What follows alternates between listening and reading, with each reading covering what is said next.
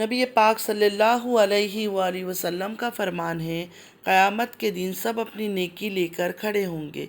अचानक अल्लाह की तरफ से एक पुकार आएगी, ए रियाकार लोगों, तुमने जिसको दिखाने के लिए अमाल किए थे उनके पास चले जाओ, कुछ मिल जाए तो ले लेना। अमाल सिर्फ़ अल्लाह ताला के लिए किया जाता है। तो जो भी कोई अच्छी और नेक अमाल करे ना, ये नियत पे रखे कि सिर्फ़ अल्लाह को हमने दिखाना है, दुनिया को नहीं। ये जो कुर्बानी आई है बकरा ईद, इसमें लोग कुर्बानी करते हुए भी इतना दिखावा कर रहे हैं, इतना दिखावा कर रहे हैं, यकीन माने हैरानी होती है कि इन लोगों को खुदा का खौफ ही नहीं है। मतलब क्या फ़ायदा तुम लोग को ये सब करने से, जब अल्लाह ताला कबूल ही ना करे। इतना दिखावा, हमने 3 कर लिया, हमने 4 कर लिया, हमने 5 कर लिया। जो भी तुम कर रहे हो सिर्फ़ और सिर्फ अल्लाह के लिए कर रहे हो, दूसरों के लिए नहीं, लोगों के लिए नहीं कर रही हो ये सब चीज़ें। तो ये सब चीज़ें, इतना दिखाना, शो ऑफ़ करना, जो बेचारे कर नहीं सकते उनका दिल दुखाना अच्छी बात नहीं है। अस्सलामु अलैकुम रहमतुल्लाहि व बरकातुहू my YouTube friends, welcome back to my channel. Hope कि आप लोग बिल्कुल ठीक ठाक है और आप सबकी दुआ से अल्हम्दुलिल्लाह मैं भी ठीक हूँ। अल्लाह पाक से यही दुआ है कि आप लोग हमेशा सही सलामत रहे, खुश रहे अपने अपने घरों में अपनी फैमिली के साथ। आमीन या रब्बल आलमीन। नमाज़ पढ़ा कीजिएगा, नमाज हम पर फ़र्ज़ है। सबसे पहले फ़लस्तीन वालों के लिए दुआ की रिक्वेस्ट करूँगी कि प्लीज़ प्लीज़ प्लीज़ फ़लस्तीन वालों को अपनी दुआओं में ज़रूर याद रखा करें। हमारी दुआओं की उनको बहुत ज़्यादा ज़रूरत है। अल्लाह पाक अपने गैब से उनके लिए आसानियाँ फ़रमाएँ। आमीन या रब्बल आलमीन। अगर आप लोगों ने अभी तक मेरे चैनल को सब्सक्राइब नहीं किया है तो प्लीज़ जल्दी से लाइक, सब्सक्राइब, शेयर कर लीजिए और बेल आइकन को भी क्लिक करना मत भूलिएगा।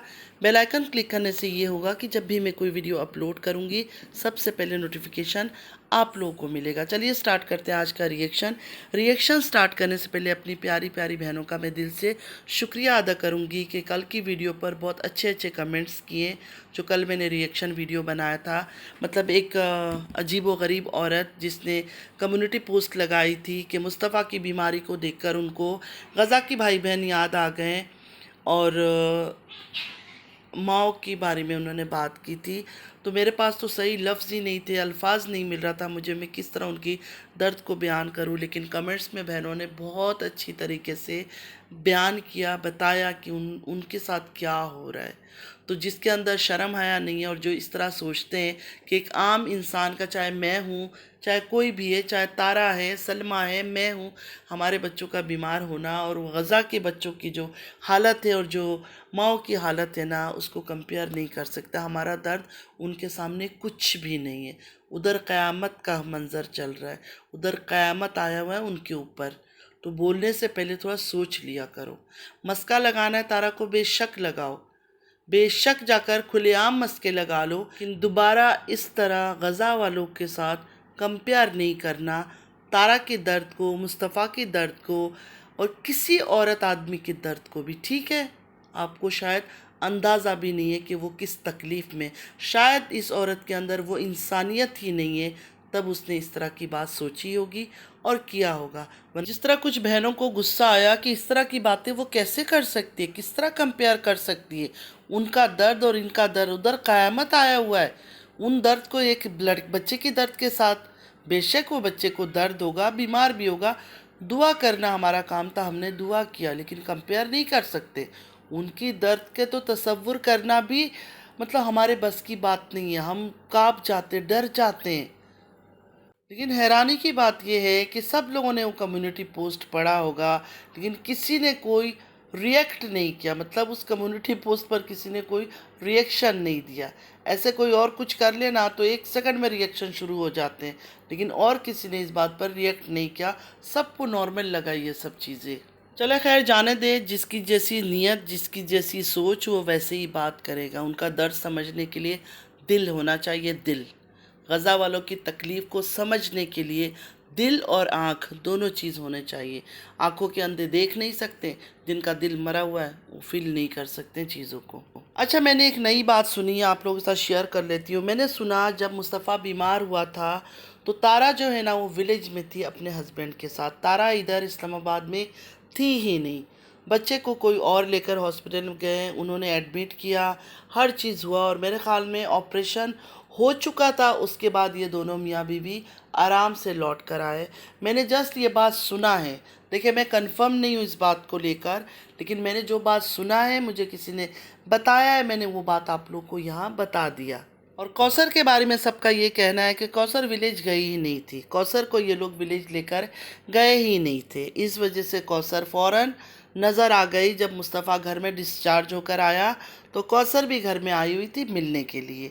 कौसर एक बार गांव चली जाए तो फ़ौरन लौट कर नहीं आती है, ये लोग कौसर को लेकर ही नहीं आती है। तो सब बहनों का यही कहना था कि कौसर एक्चुअली गई ही नहीं है, कौसर इधर ही थी। अच्छा, एक और बात मैंने सुनी जो मुझे बहुत बुरा लगा तारा के बारे में, कि तारा जब गाँव गई थी छुप कर, यहाँ तो किसी को पता ही नहीं था, छुप कर गई थी। जो भी काम की वजह से गई है, जिस वजह से गई है, उस पर मैं सर नहीं लगा सकती हूँ, क्योंकि उन्होंने मुझे बताया नहीं है। जिन्होंने बताया सिर्फ इतना बताया कि वो वहाँ थी, इधर नहीं थी जब इसका बेटा इधर बीमार हुआ था। तो मैंने सुना कि तैयबा आयत सबको छोड़कर गई हुई थी, सबको छोड़कर, मतलब अपनी बेटियों की भी, बेटों का तो छोड़ो, बेटा थोड़ा समझदार है, चलो अगर उसको रख कर भी घर पे गई है, वो इतना नासमझ नहीं है। लेकिन वो जो आयत हो गई, तैयबा हो गई, क्या इनको छोड़कर जाना सही होता है? मतलब कैसे छोड़ देते हैं ये लोग? इनको पता है इनके घरों में तो ये गंदगी ज़्यादा ही होती है, बचपन से इन लोगों को इन चीज़ों का पता है। ये मतलब मैच्योर हो जाते हैं ये लोग गलत चीज़ों में, फिर भी अपनी बच्चियों को इस तरह रमज़ान के हाथों में छोड़कर जाना। रमज़ान कोई भी हो, अच्छा से अच्छा लड़का हो, कोई भी हो, शादीशुदा है, वाइफ है, कुछ भी है, फिर भी अपनी बेटियों को इस तरह रमज़ान के साथ घर पे अकेला छोड़ के जाना बिल्कुल सही नहीं था। लेकिन तारा हमेशा ये सब चीज़ें करती है। तारा को इतना एहसास नहीं है कि लड़की ज़ात है, अगर थोड़ा भी कुछ 19-20 हो गया, कुछ गलत हो गया तो मतलब वक्त इतना ख़राब चल रहा है, अपने सगे रिश्तेदारों पर भी लोग भरोसा नहीं करते। माना कि इनका सगा रिश्तेदार है रमज़ान, मैंने सुना कोई पता नहीं कौन है, फिर भी इस तरह अपनी बच्चियों को छोड़कर नहीं जाना चाहिए था। विलेज में भी गई होती थी तो काशिफ के बच्चों के साथ, लड़कों के साथ छोड़कर इधर उधर घूमने जा रही है, कभी किसके घर कभी किसके घर। ये बहुत गलत चीज़ है, इन चीज़ों में तारा को थोड़ा ख्याल रखना चाहिए अपनी बेटियों का।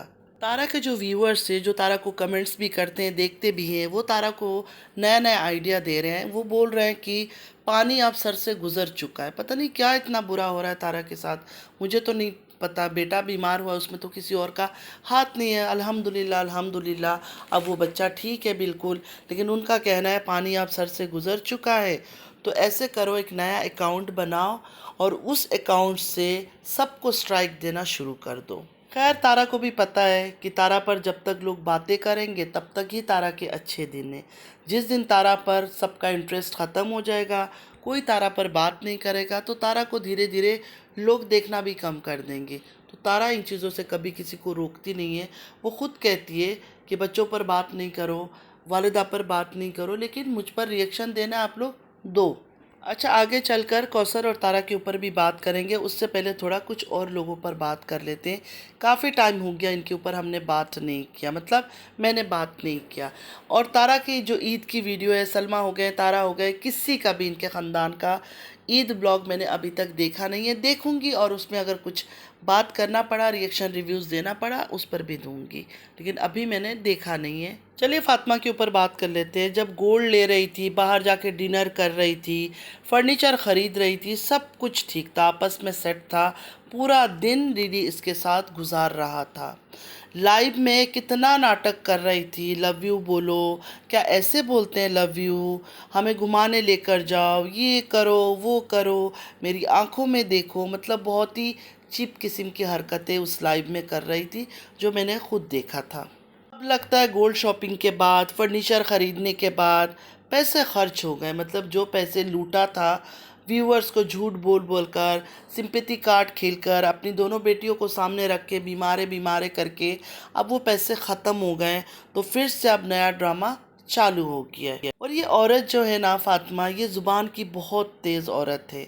मतलब पहले मुझे लगता था ये खामोश होगी, लेकिन अब जो ये आंखों को गोल कर करके ऐसे घुमा घुमा कर बात करती है ना, समझती है शायद मैं बहुत क्यूट और स्वीट लग रही हूँ, हालांकि बिल्कुल भी अच्छी नहीं लगती है। आप लोग इस औरत के तेवर नोटिस करना, एटीट्यूड नोटिस करना, आप लोग को खुद पता चल जाएगा कि ये कितनी तेज़ औरत है। पहले जब इतना इसका चैनल ग्रो नहीं हुआ था और चल नहीं रहा था, थोड़ा अलग थी। अब इसके तेवर कुछ अलग ही दिखते हैं। मुझे यकीन है आप लोगों ने वो लाइव देखा होगा। आप लोग तो इनका कोई चीज़ छोड़ते नहीं हो, तो लाइव में देखा होगा कैसे इसके साथ बैठ के ड्रामेबाजी कर रही थी। मतलब एक चीप वाली हरकत कर रही थी। बच्चे सर के नीचे काऊ माऊ चाऊ कर रहे थे और दोनों मियाँ बीवी लगे हुए थे। खासकर डीडी से ज़्यादा। डीडी तो उस दिन मुझे ऐसा लग रहा था थोड़ा सा या तो शाई फील कर रहा था या तो कम बोल रहा था। यही ज़्यादा अदाकारियाँ कर रही थी लाइव में बैठकर। अच्छा, एक और बात, इनकी सारी लड़ाई झगड़े ऑन कैमरा होता है। ऑफ कैमरा ये लोग बात नहीं करते। ना हस्बैंड के पास वाइफ का नंबर होता है, कॉन्टेक्ट नंबर नहीं होता है, कुछ भी नहीं होता है। मतलब मीडिया के थ्रू ही सारी इनकी बातें होती है, चाहे वो बेडरूम की बात हो, चाहे वॉशरूम की बात हो, चाहे कुछ और गंदी बातें हो या फिर नॉर्मल लड़ाई हो। हर चीज़ ऑन कैमरा होता है। ऑफ कैमरा इनकी कोई बात नहीं होती है। अच्छा, और एक वीडियो में इन्होंने डीडी को सारा काउंट करवाया कि मैंने क्या क्या अच्छाई किया डीडी के साथ। ऑन कैमरा बैठ के अपने शौहर को गाली खिलवाने की पूरी तैयारी में थी। मतलब ये इनका ट्रिक है। देखिए, इसमें कोई बुरी बात नहीं है। शौहर भी इनमें मिला हुआ है। शौहर को भी पता है कि मेरी बीवी ये सब करेगी और मैंने सुनना है। मुझे लोग गाली देंगे भले, कोई बात नहीं, लेकिन बीवी का व्यूज़ और डॉलर वहाँ बढ़ता रहेगा, सब्सक्राइबर बढ़ता रहेगा। लेकिन मैं ये पूछ रही हूँ आप लोगों से कि हर कोई मैरिड औरतें होती है। अगर आदमी के ऊपर बुरा वक्त होता है तो हमारे पास जो चीज़ें होती हैं, चाहे ज्वेलरी हो, चाहे पैसा, उस चीज़ से हम उसकी मदद तो करते हैं। तो इसमें तो कोई इतनी बड़ी बात नहीं है। कोई वर्ल्ड रिकॉर्ड तो इसने तोड़ा नहीं है जो बैठ बैठ के सबको बता रही थी। अगर सिर्फ डीडी को बताना होता तो कॉल करके बता देती, मैसेज करके बता देती कि तुम्हारे साथ मैंने ये अच्छाई किया। लेकिन नहीं, ऑन कैमरा व्यूवर्स को, सब्सक्राइबर्स को सुनाना था कि देखो मैं कितनी अच्छी हूँ, कितनी बड़ी सती सावित्री हूँ, मैंने इतना डीडी का साथ दिया और अभी डीडी ये कर रहा है। तो इस औरत से जाकर जो लोग इसको पसंद करते हैं वो पूछे तो सही, कुछ दिन पहले तो तुम गोल्ड पे गोल्ड लिए जा रही थी। कभी अपना ले रही हो, कभी बेटी का ले रही हो, कभी बेटी का हेयर कलर करा रही हो, कभी फर्नीचर सेट ले रही हो, कुछ ना कुछ कर रही थी। फिर अचानक क्या हो गया? पैसे ख़त्म हो गए। पैसे ख़त्म हो गए तुम्हारे। डीडी की शादी भी जो है ना इनका कंटेंट है। डीडी की जो तीसरी शादी है ना, ये भी इनका कंटेंट है सबका। इसमें कोई एक आदमी दो आदमी शामिल नहीं है, पूरा फैमिली शामिल है। चाहे डीडी की थर्ड वाइफ की फैमिली हो, डीडी की ये जो दूसरी वाइफ है ये फातिमा, ये भी शामिल है। क्योंकि एक वीडियो अपलोड हुआ था, आप लोगों को शायद याद होगा, पता नहीं आप लोगों ने देखा या नहीं देखा है। इनके जो वालिद अकबर जी, उन्होंने अपलोड किया था वो वीडियो, और उसमें नज़र आ रहा था डीडी भी, सानिया भी और ये फातिमा भी बैठकर हंस रहे थे, हंस हंस के बातें कर रहे थे। अपलोड होने के बाद वो वीडियो फ़ौरन प्राइवेट कर दिया गया या डिलीट कर दिया गया, वटेवर जो भी इन्होंने किया। तो ये लोग कैसे हंस रहे थे, बोल रहे थे ये तो ड्रामा करती है कि इनकी लड़ाइयाँ हो रही है। और वो वीडियो क्यों प्राइवेट कराई गई? इसलिए कराया गया कि अभी भी व्यूवर्स को बेवकूफ़ बनाना है। औरत को बनना था तारा नंबर 2। इसको तारा बनना था। जैसे तारा ने सेकंड लव मैरिज की स्टोरी लेकर आई थी और कहाँ से कहाँ पहुँच गई, तो इस मैडम ने भी सोचा कि मेरे तो बच्चे दो दो छोटे हैं और वो भी लड़कियां हैं, तो लोगों का सिंपैथी मुझे ज़्यादा मिलेगी। तो ये लेकर आ गई कंटेंट हस्बैंड की थर्ड मैरिज का। ऊपर से इन्होंने तो कुछ ज़्यादा ही दिखाया, मतलब कुछ ज़्यादा ही ओवर एक्टिंग किया। सीने में दर्द, हाथ में दर्द, बच्चों की बीमारी का नाउजुबिल्ला, अस्तगफिरुल्लाह अस्तगफिरुल्लाह। माँ होकर कैसे अपने बच्चों को ऐसे सामने कर देती थी, गंदा कपड़े, गंदा मुंह, इस तरह बच्चों को मतलब साफ़ सुथरा नहीं रखना, बीमार दिखाना, इसलिए साफ़ सुथरा नहीं करती थी, गंदे बंदे रखती थी, उनका मुंह हाथ धुलाती नहीं थी कि वो बीमार नज़र आए, बीमार नज़र आए लोगों को। काफ़ी सब्सक्राइबर्स का इस बात पर भी आ रहा था कि इनकी घर के ऊपर बात करें कि हर वक्त घर गंदा रहता है। तो मैंने कभी भी बात नहीं किया, तो अभी बातों में बात निकली तो मैं ये कह दूँ, हकीकत में पूरा दिन उलझा हुआ, ना बेडशीट सही ना कुछ सही, सारा दिन घर गंदा रहता है। हम सबके घरों में बच्चे हैं, हम सबके घरों में बच्चे हैं और लोगों के घरों में भी बच्चे हैं। इतना भी नहीं होता कि सारा दिन ना बेडशीट सही रहता है, ना घर के अंदर का चीज़ सही रहता है, हर चीज़ बिखरा हुआ पड़ा रहता है। कुछ दिन पहले इस मैडम ने लैशेस लगा ली, तो लोगों ने जब कहा कि लैशेस से नमाज नहीं होती, मतलब वज़ू नहीं होता है, अगर वज़ू नहीं होगा तो नमाज कैसे पढ़ोगी, तो आ गई क्लेरिफिकेशन देने कि मैंने नहीं लगाया, वो नैनू ने लगा दिया। मुझे समझ नहीं आता है कि नैनू क्या इन सब की माँ है? मतलब इनकी माओ की जगह है नैनू, कि नैनू बच्ची का हेयर कलर करा देती है, नैनू इनको लैशेस लगा देती है। जो नमाजी औरत है, जो नमाज़ पढ़ने वाली है, वो अपने दीन के साथ तो कंप्रोमाइज़ नहीं करेगी नैनू को खुश करने के लिए। नमाज हम पर फ़र्ज़ है ना, जो नमाज़ पढ़ते हैं वो नमाज तो नहीं छोड़ सकते कि नैनू को खुश करने के लिए मैं लैशेस लगा लूँ। यही चीज़ सऊदीया में भी हुआ था। सऊदीया में भी सलमा ने लगा लिया लैशेस। सलमा पर सवाल उठी कि लैशेस क्यों लगाया? नहीं, नैनू ने ज़बरदस्ती लगा दिया। तो उस टाइम पे भी मुझे यही गुस्सा आ रहा था कि यार नैनू क्या सबकी माँ है? जिसको देखो नैनू ने ये कर दिया, नैनू ने वो कर दिया, नैनू ने ये लगा दिया। आप लोग का खुद दिल है, आप लोग का खुद दिल है, तभी आप लोग लगाते हो, वरना आप लोग को नहीं पता। खासकर सलमा को वहाँ तो पता होगा ना। तारा तो दीन के ऊपर है ही नहीं, सलमा तो दीन की बातें करती है, अल्लाह का घर दिखाती है, हर चीज़ दिखाती है। तो थोड़ा उस पर ये सब चीज़ें मैं बात इसलिए कर लेती हूँ। तो उसको तो ज़्यादा पता होगा इन चीज़ों का। तो उसको नैनू की खुशी के लिए नमाज को तो नहीं छोड़ सकती है।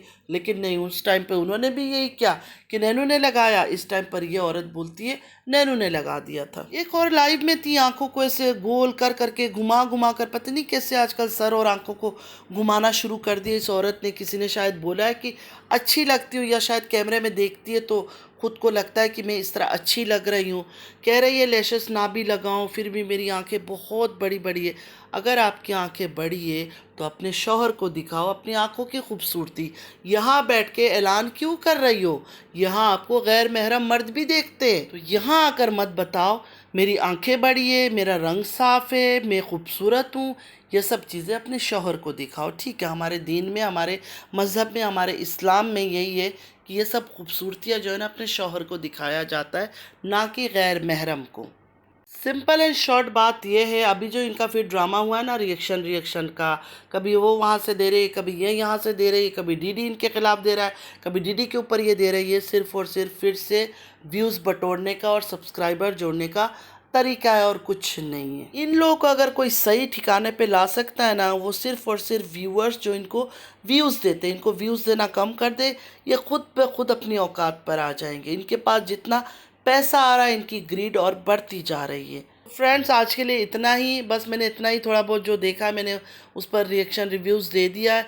बाकी इनका और भी देखूंगी अच्छी तरह से, तब जाकर और ज़्यादा अच्छी तरीके से रिएक्शन दूंगी। आई होप कि आप लोग को आज का रिएक्शन अच्छा लगा होगा। अगर अच्छा लगा है तो लाइक सब्सक्राइब शेयर ज़रूर कीजिएगा।